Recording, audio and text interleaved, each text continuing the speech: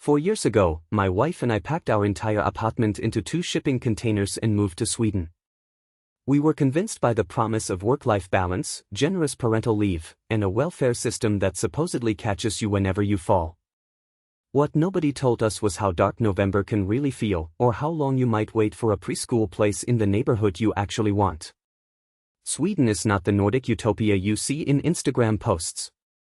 But it is also not the tax hell some expat forums make it out to be. It is something more complicated and more honest. Living here every day with 2 children reveals details that no statistic can fully capture. Before we begin, if this format helps you make real-life decisions instead of simply watching from the sidelines, subscribe to the channel and leave a like. And turn on notifications, because I only publish this kind of in-depth update once a year. My wife and I have now been here for 4 years. Our youngest child was born in Sweden, and our oldest is already moving on to her second school. We have experienced summers that felt like a gift, endless bright evenings by the lake, and winters that genuinely tested us. My goal today is not to show you the brochure version of Sweden, or the complaint video version. I want to show you what everyday life here actually looks like for a family. The personnummer. This time, let's not start with the cost of living. Let's start with the system that most newcomers have to understand first, the personnummer, or personal identity number. Without it, almost nothing in Sweden runs smoothly. Opening a bank account, signing a rental contract, registering your child for preschool, all of these things can become difficult without this number. Depending on your immigration and residency status, the application process can take anywhere from several weeks to several months. For many families, that initial waiting period is more frustrating than any challenge that comes later, because you feel stuck in limbo while your new life is supposed to be getting started. The cost of living. Now let's talk about living costs, which affect a family very differently from a single person. Rent depends heavily on the city. In Stockholm, a 3-room apartment suitable for a small family can cost between 15,000 and 20,000 Swedish kronor per month, that's roughly 1,300 to 1,700 euros. The rental market in desirable central areas is so competitive that some families spend years on the official waiting list for a first-hand rental contract. Instead, they begin with second-hand rentals, often paying significantly higher prices. In Gothenburg or Malmö, a comparable apartment will often cost between 10,000 and 14,000 kronor. If you move farther out to smaller cities such as Umeå, Örebro, or Linköping, you can often find an entire townhouse for less than an apartment in Stockholm. The trade-off is that you may exchange career opportunities in your field for more space and a quieter lifestyle. Winter utility costs are different here compared with other cold countries because many apartments already include district heating. That makes monthly expenses more predictable than they are in some other places. Electricity, however, has become noticeably more expensive in recent years, especially in southern Sweden, where prices can fluctuate significantly depending on the season. Healthcare is funded through taxes, and for children under 18, it is completely free. Doctor's visits, hospital stays, and even many medications are covered. As a parent, that is an enormous relief. Adults benefit from a high-cost protection system that limits annual out-of-pocket expenses for medical visits and prescription medications. So even if you have ongoing health issues, you are not expected to pay without limits. Food and transportation. For a family of 4, groceries usually cost around 9,000 to 12,000 kronor per month, roughly 800 to 1,000 euros, assuming a normal, balanced diet. Dairy products and basic foods are relatively affordable. But imported goods, especially outside the short summer season, can make the bill rise very quickly.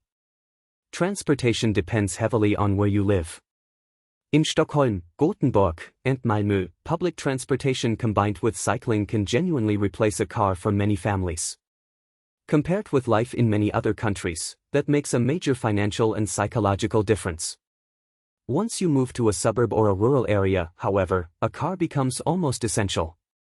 Between insurance, winter tires, fuel, and maintenance, transportation can easily cost between 4,000 and 6,000 kronor per month. Work and family income.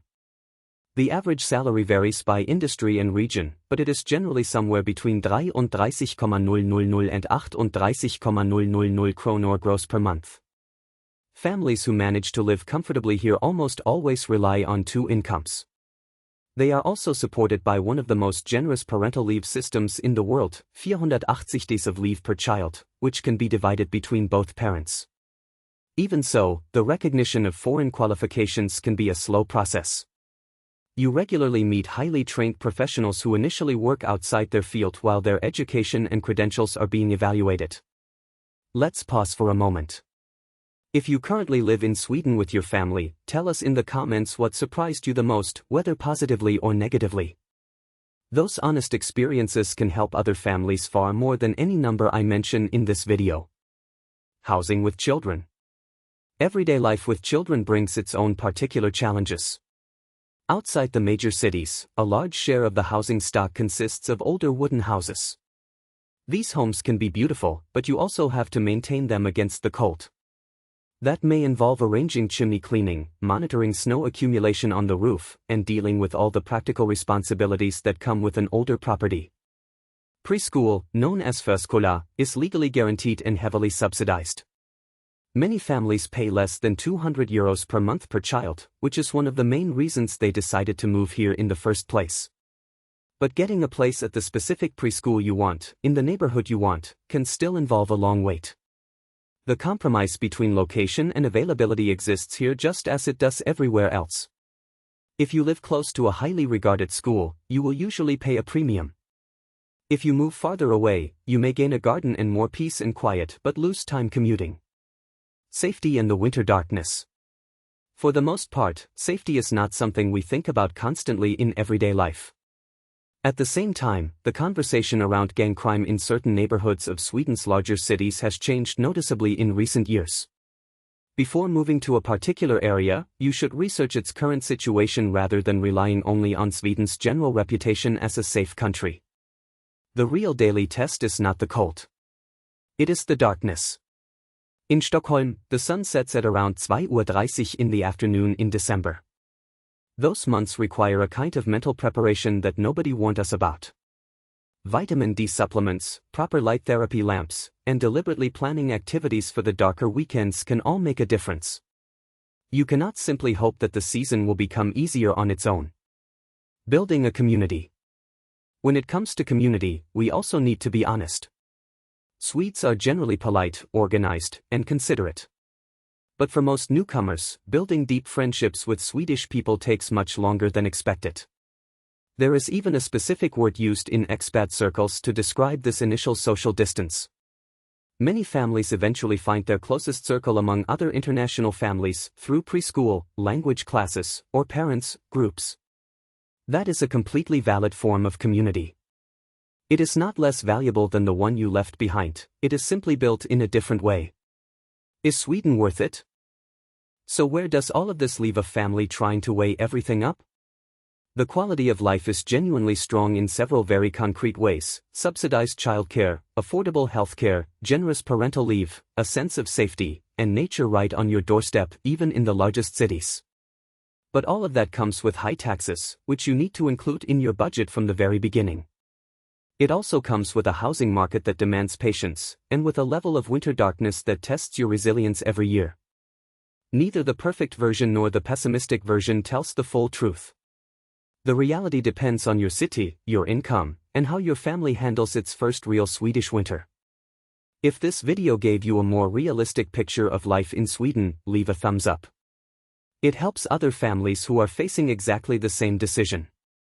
Subscribe and turn on notifications for the next update.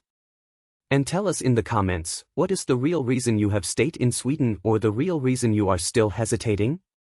Protect your peace of mind, do thorough research, and make the decision that genuinely fits your life.